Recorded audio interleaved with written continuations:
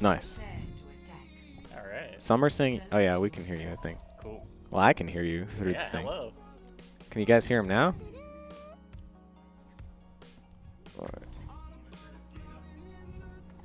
A little, yeah. Just a little bit. No, you're fine. Whoa, I now, can hear think. myself. Yeah. So now you know. Kind of trippy. Now you can hear yourself. Wait, are you in the camera? No, you're not. Alright. I'll just lean in here. Yeah, over here. That's fine. So now we're good. It's a dope keyboard. Thank you. Pretty much every Blizzard person has said that so far. It's very pretty. That's why I got it. Yeah.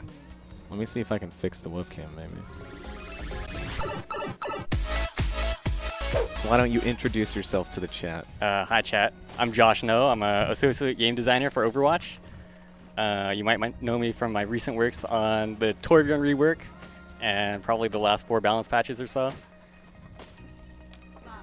There you go, chat. Yeah, that's what I do. And now, the next biggest challenge is Ashe. Yes, Ashe. But I don't think she needs too much. She seems fine to me. She might be a little strong. No. Yeah, we'll see. She's a hit scan. Hit scan are like only okay.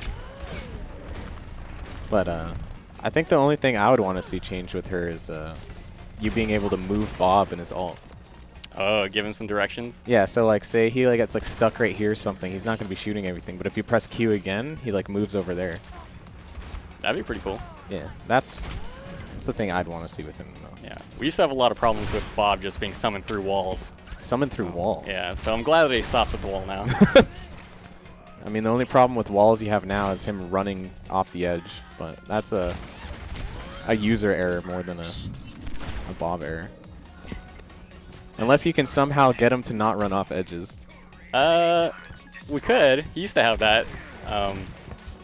The Talon Brute in Retribution has that same tech, where they won't run off a cliff. So you could just add it then. Yeah. We specifically made it so Bob can run off a cliff if he wants to. Just to make it be if you messed up, then it's your own fault. Yep. Yeah. How much Ashe have you been playing so far? Every time I've been playing Overwatch, it's pretty much just Ashe. Yeah, I'm impressed people are still on the PTR, actually. Like, usually it's the first 2 days, and then everyone's gone.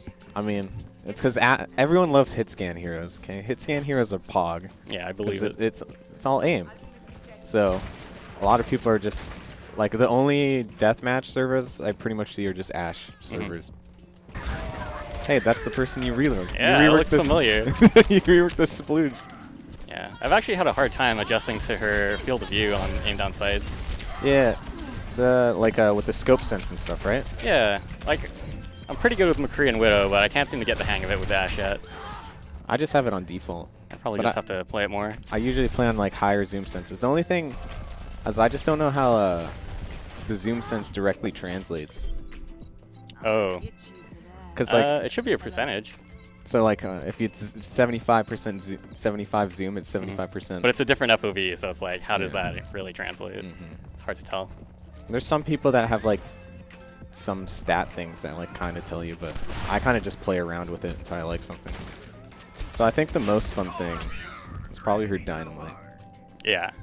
Because like it's a nice skill shot. You can hit people around corners, over barriers. And you can do some quick stuff where you just like, if you assume you're gonna hit the headshot, you just instantly throw it, boom, and they're dead. At first, someone debated me, and they said it also did with like an anti-heal.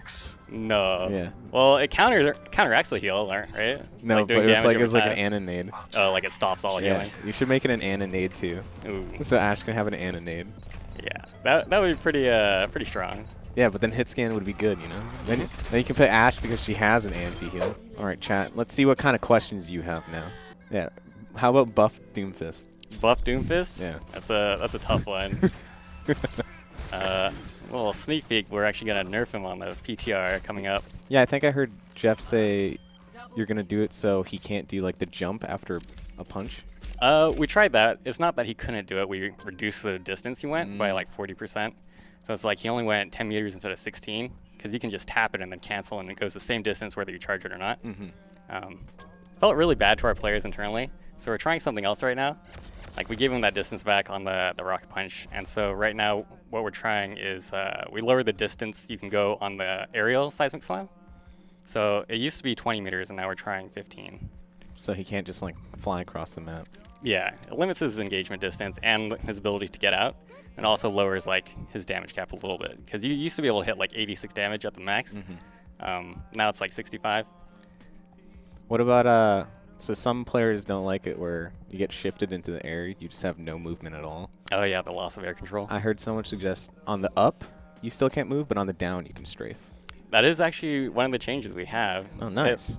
It lasts for like 0.6 seconds now, and then after that you can freely move. We actually initially tried just taking it off altogether, see how it would feel, and But then it was just makes it fucking hard for him impossible. to kill stuff. Yeah. Yeah, you could actually like strafe around behind Doomfist like as he's uppercutting you, and there's no way you can track you because this giant fist is in your face. Yeah, Doomfist is kind of like D.Va in my opinion, where it's like he has that like small kind of fence area where like you don't want to do too much because then he's kind of like Yeah, he was bad for a really long yeah, time. but now he's like still good. But I don't think he's too much of a problem. But you need to find that like he's on that slippery slope where if you do too much, then he's kind of like back to where he was, and if you do too much, then he's just oppressive. It's really hard to find those really subtle changes that'll have a big impact. Ask about Brig. It's a loaded question. There's a lot of things you could ask about Brig. Right now, we think she's in a pretty good place after the last couple balance patches. She is currently defining the meta quite a bit. Yeah, like a lot of people don't like Brig, but what a lot of people also don't realize is she also makes it so dive isn't always the best. See, it used to be everyone was like, I'm so sick of dive. But now you have something that can get rid of dive. Yeah, and if you take a step back and look at Overwatch as a whole, right now it's more balanced than it's ever been. Yeah. There's a lot of like potential comps that are being run, although most of them do involve Brig in some way. Well, a lot of the other heroes are being enabled by that. I'd say the only thing that needs to be looked at in terms of always being picked is D.Va, who has been in the meta for like... Yeah, it's just defense matrix is so good. I know, right? I know all about that as a hitscan player. I bet. Yeah, I know at one point in the beta it was just an activatable ability, and then it went on cooldown, and you couldn't do it for another like 8 seconds.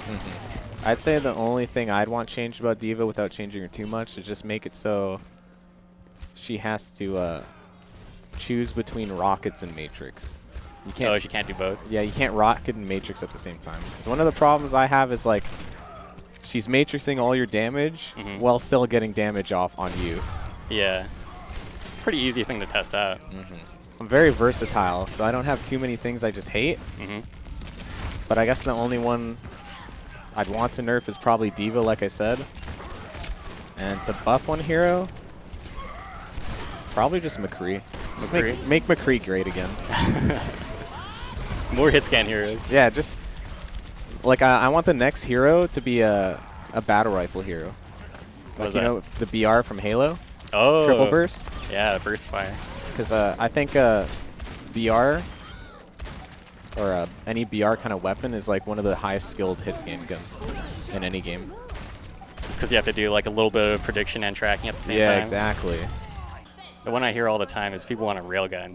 Yeah. Like, it's tough to do. Like, how would it differ from Widowmaker, right? And then it's like, if you make it so it's a long-range kind of railgun, then it's just better than Widowmaker because you don't need to hit headshots. I think you could make like a railgun on like a tank, but make it like a mid-range damage thing, not like too high. Hitscan tank? Yeah. There's one. There's in a game called Super Monday Night Combat that had that. Oh yeah, that was a fun You game. play Super Monday Night Combat? Yeah. I played a little bit, but I was mostly playing like TF2 all the time, so it's like going back and forth. But there was one tank that had a flamethrower, but also his long-range alternative was a railgun. That'd be pretty sweet. I guess if I could just selfishly buff one hero, it'd be Tracer, just because it doesn't feel like Overwatch unless I see Tracer in every game. But she's the Overwatch lead logo. Yeah. She's in the very first intro. Yeah, a little bit. I think it's fun trying to track her after she blinks or recalls. Just like knowing where she's gonna be. Yeah. Like some of those clips of Tracers that pulse bombs another Tracer off their rewind. Yeah. I mean, I think Ashe will be pretty good, but I think the only thing that'll be hard for her is goats. That's about the only thing. The Dynamite's actually super good against goats, just because they're counteracting all that passive healing they're getting. I would say it's good for ult charge for yourself, but not so much as like actually like doing too much. Because like, yeah, you don't shut them down single-handedly with Ashe, that's for sure. If a Mora just throws an orb, it's kind of like, eh. Maybe one change I'd want to see, or one hero to get better, is maybe Mei. Mei? Yeah. That's my most played hero, actually. Oh, Mei's your most played? Yeah.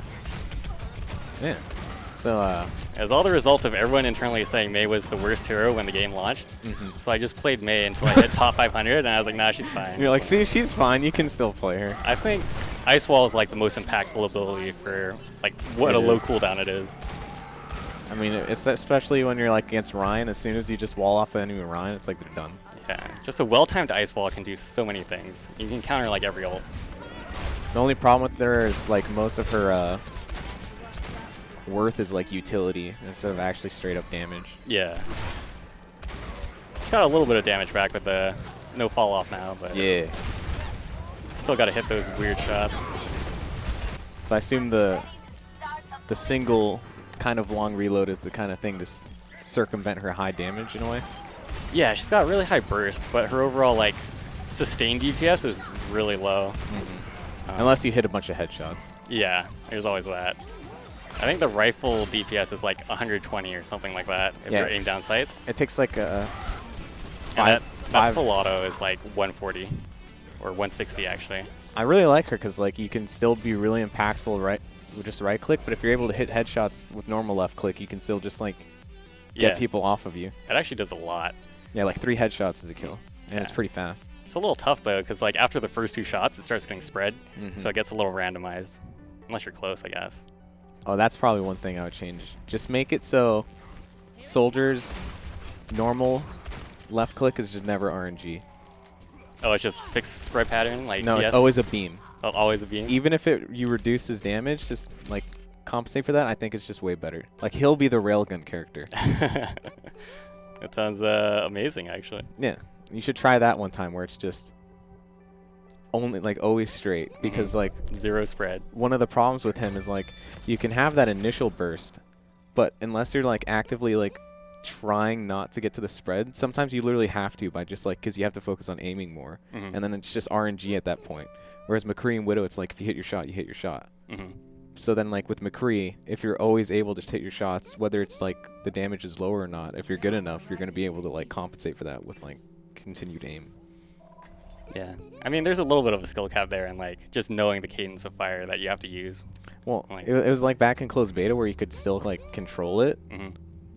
It was like most ones just like still did the tap till was like a beam kind of thing. But I think there's so much healing in tanks nowadays that it's like really hard to just like wait long enough to just do that, because you always Yeah. have to be firing. Sustained damage is a little rough right now. Been trying to bring back Soldier McCree a little bit with the recent buffs. McCree's probably getting another one on PTR for his Fan the Hammer. So it's gonna go back up to Oh, what it back was to in the beta almost. Oh no! It's not gonna be the McRight click, but it's like, McRight click again. it's like only 10 more damage on each shot. Okay. So it's a little bit better against tanks and barriers, but pretty much the same against every other 200 health hero. Oh, okay. So not too bad then. Yeah, we definitely want to avoid him just like looking at people and fanning from like 20 meters away and hoping for the best. What if headshots make it so it reduces the cooldown on roll? I like that change a lot, but it's a hard one to sell. Like, Maybe increase the cooldown more, but make it so it goes down so with you each have to get the headshot. headshots. Yeah. It's pretty sweet. So then, like, say Winston jumps you, you roll, and then you get more headshots, then you can roll more. You just keep rolling. Yeah, as long as like you're getting the headshots. But right now it's kind of like you roll and then you're just stuck. Yeah. I think the roll cooldown helped him a little bit. A little bit. Just yeah. use it more liberally. Or just make it so McCree can roll upwards. Yeah, Doomfist used to be able to do that with his rocket punch. Yeah. We had some crazy Oh, you games. did? Yeah. It was never on PTR or anything, but like in private test, Yeah. it was like you could literally just go up and It stuff. lasted for like 2 days. He was just all over the place. And then he's like a really weird Genji. I think one of the things I've talked about with some devs is AD kind of stuff. Oh, strafe spam? Yeah, it's not so much strafe spam itself, but just making the hitboxes consistent. Because like there's so many times where like they sway like this, and it makes it really hard. Or even like when you flashbang a Mercy as a McCree, if you're doing it sideways, her head literally bobs. Yeah, it that's all makes on it the really animation side. It I would be know. nice to get that consistent. We've also done experiments with things like blending the hitbox as you're moving, so it's like you rewind more because it favors the shooter. It ended up being a little bit too forgiving for all hitscan heroes. Like, we'd have to rebalance all of them. I'm fine with that, as long as it's more consistent. And we've also tried other things like movement acceleration and stuff like that. We've tried like mirroring Quake 3 and like CS:GO. Yeah, CS:GO. We tried all different like number tuning values, and it makes the game feel so weird because Overwatch is just so responsive, so fast that like it loses that snappy feeling. But I think it would definitely be interesting to like introduce it for like a custom game setting or something and let people mess around with that. Yeah. Because I think it would just be a matter of getting used to. How do you implement a new hero into the Overwatch universe? That's a really involved question. Yeah. I think there's a whole panel at BlizzCon about this. Yeah, just look at BlizzCon. But yeah, on my end, I just prototype abilities and I put them on a hero and try to make a kit that works well with itself and with all the other heroes in the game. And then we throw up a playtest and we send out an email to all the other devs on Team 4 and be like, hey, test our stuff. We're trying out this hero, like, come play it. And a little summary of like what it does, what the abilities are, and then we just iterate on that. What about reworking McCree and Soldier's ults? We're trying to avoid doing reworks. Like, yeah. It's definitely possible if you reworked like the whole hero or something like that. Well, not even just the whole hero, just their ults. What do you find is the problem with them? Well, the problem with McCree, it's kind of like press Q to die. Because like you're so slow and it takes quite a little bit to actually get all the lock-ons on. And then even then you can just get defense matrix, there's bubbles and stuff. There's a bunch of CC, Genji deflect.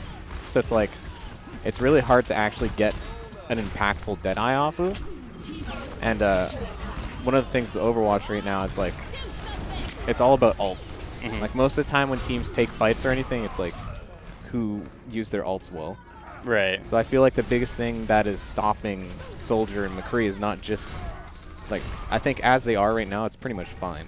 But since they don't have, like, very game-winning impactful ults, or, like, just very pressuring ults, it's kind of like, that's what makes them weak. And do you think that's outside of, like, number tuning? Like, there's no way to salvage it there? Or well, it's like kind of hard. A full rework would be, like, an entirely different ability. It might have to be that, because like number tuning in a way, it's like McCree, if you make it lock on too fast, then people just instantly die and can't have like any time to react. Unless that's fine, because I'd be fine with that. Just jump around a corner and then press Q and then everyone's dead. Yeah. But I feel like a lot of people wouldn't like that. Yeah, one person will be fine with it in the game. And then Soldier, even if he did like so much more damage, like I feel like he would have to do like headshot level damage on his ult for it to be useful. Because right now, like as soon as anyone hears, I've got you in my sights, instantly behind shields, hiding, or like defense matrix. Yeah, I mean you could always make it track heads too. Like that's not full rework territory. That's just like just one line of code. Yeah, so that's fine. So maybe if you just make him like really busted on damage wise, kind of just circumvent all the CC and shields and stuff. But then if you have like a Soldier ult that does headshots and then all of a sudden he gets nano boosted. Yeah, people just disappear. People will just fall over. How hard is it to introduce a new main tank? Oh, that's extremely difficult. I like how you pick out the extremely difficult question. Yeah, that's something that's we've been struggling with, like trying to find a space for another main tank that isn't Reinhardt and Orisa. Like, we want a new character to be differentiated enough so that it's not like you have two Reinhardts or two Orisas on the same team. So trying to find mechanics where an anchor tank would have like a barrier, right? That's kind of their cornerstone. And getting people to like stay around them is the biggest part. So it's extremely difficult to try to figure out something fun and fair with that space. Yeah, the hardest part is like making sure they're not too oppressive to everyone else. Because you don't want to end up in the situation where you just run all three anchor tanks and it's just like barriers for days and you can never get through them all until you have like Sombra ult or something. I would say Reinhardt is probably like the coolest of all the main tanks because I feel like everything about him just fits. He has a big shield that he controls and can walk around with. He does have a long range ability where he can do like damage from afar and build ult, but if he wants to do damage, he has to get to close, hit people, and stop his barrier. And the charge is really interesting because like you almost never want to do it, but when you do so hit it, risk. It's so good. Yeah, it feels great when you do get to use it. So like the hard part about making a main tank in Overwatch is I'd say main tank is the most, like, the pillar of every team in Overwatch. So whenever you pick a main tank, you're basically building your team around that main tank. So that's why Orisa is like goes with Hog and is usually on like first point defenses. Reinhardt is on points where you can get like close and like move in together with not too many high grounds. And then Winston is when you want to dive or there's a bunch of high grounds you have to get off. So the trouble is like they don't want anything that kind of like coexists with the main tanks that already exist, but are also unique, but are also not oppressive. So that's why I say main tank's probably the hardest to design. Yeah, there's a lot of constraints there. Would you consider Hammond a main tank? I know a lot of people do. I don't think so. But I don't see it. I feel like a main tank like needs some sort of shield because like he creates like a zone that helps your team and stops claim space. But Hammond's more like he's kind of like a D.Va where he kind of just like he can stop space, but it's more about like just being annoying. Yeah, I think people are sleeping on Hammond a little bit. Like, seems almost OP to me. You think he's OP? Almost. Why is that? He just has so much mobility and so much tankiness that you can't really lock him down unless you pick like a counter like Somber or Mei. Or Roadhog, I guess, which we might be seeing more of in upcoming patches. The only problem is he can be annoying and be really tanky, but he can't do damage at the same time he's doing that. So like Winston can just jump and drop a bubble, continuing to do damage and be annoying. But Hammond like drops down, and unless it's on a solo person, he can't really shoot because he instantly has to run, or else everyone's gonna kill him. So that's the only problem with Hammond right now. Yeah, I mean he can get in there, and like as long as the rest of your team is there as well, it can be super oppressive to just like. It's all about that coordination. Yeah, disrupt the enemy team, knocking them around. Some points he's super good, like Li Jiang, Marketplace, like you're just knocking people off the side of the map all the time. He's really good on Lunar. Yeah. First point. And the pile driver is actually amazing. Yeah. I don't know if everyone knows, but if you drop down and on the edge, it actually pulls you in. Why does Anna need reload? What? Because she's got a gun, and yeah, it's got bullets in it. Or healing vials or something. Some weird drugs. Yeah, it's just another knob to tune for balance mostly. Like Mercy doesn't reload, but we could have easily given her a resource and made her have to reload her staff, which would have been super weird. Oh, that would be weird. Implement a hero with silence. I mean, I've thought about like a stasis hero before. What does stasis do? So like make someone unattackable and phase out like Reaper. So like, but against their will. Her ult would be something like kind of like a Zarya grab, but it's like a dome. But anything that's inside of it just becomes like you can't do anything. So say you get grabbed and then use your ult on top of you, the grab is nullified, but you also can't do anything, and they can kind of set something up after. It's kind of like the Chronosphere. Yeah, in Dota. except you can't do anything in it, and then you could do things like, and to balance it, it could be kind of like you throw it, and then you could do things where like you throw it at people, and then like you can set up like a shatter or something, and then I was thinking her like abilities would be like cooldown stuff. So like when you target a hero on your team, it reduces their cooldowns by a set amount. Oh, that's interesting. Yeah. So like modify your team's cooldowns. Yeah. So like say you throw Anna nade, and then you have she would be like a supportive DPS kind of thing, and then you throw an Anna nade, and then she hits you with whatever it is, and then it reduces it. So then you basically have Anna nade again, kind of. That's pretty sweet. I like that. That's what I've been thinking of as a hero. I haven't thought of, maybe you could make that the battle rifle gun. Yeah, battle rifle hero. I don't know about the stasis. We've been trying to avoid crowd controls as much as possible. I just thought like that stasis thing kind of would fit her like thing with like cooldown kind of stuff, and then maybe her like shift is just like a teleport or something. That sounds rad, actually. Yeah. And then the other thing is maybe like her right click is on a cooldown, and it shoots like a ball, and then if you shoot the ball, it explodes, kind of like the dynamite. Oh, yeah, the dynamite actually is a ball. Yeah. If a Genji deflects the dynamite, can he shoot it with his shurikens? No, he can't. So it has to be an Ashe gun. So it'll land on the floor and then explode after 2 seconds. What if you have an Ashe on your team and you deflected it? Can the Ashe shoot it? Nope. No? It's got to be the owner of the dynamite that shoots it.